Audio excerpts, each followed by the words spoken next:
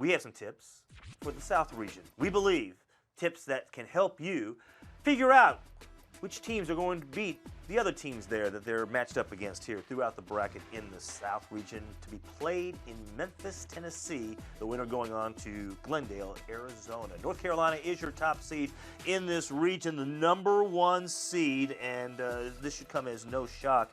One of the more amazing aspects, by the way, of this year's bracket takes place in the South. As I was looking at this, Alexa, we agree, right, that this is the toughest, the most difficult of the 4 regions overall. Yeah. It's amazing how North Carolina is set up to potentially cruise all the way to the Elite 8. UNC in the top half of the bracket. You've got #4 Butler with them.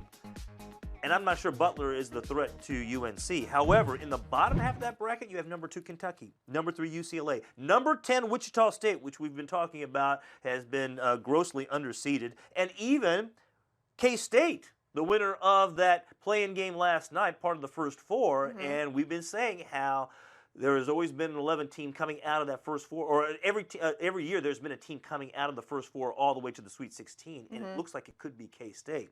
Certainly from a Power 5 conference, it's not going to be a gimme. So it's amazing that North Carolina doesn't need any help, and they got some from the selection committee. Yeah, it's pretty incredible. You got Kansas and North Carolina.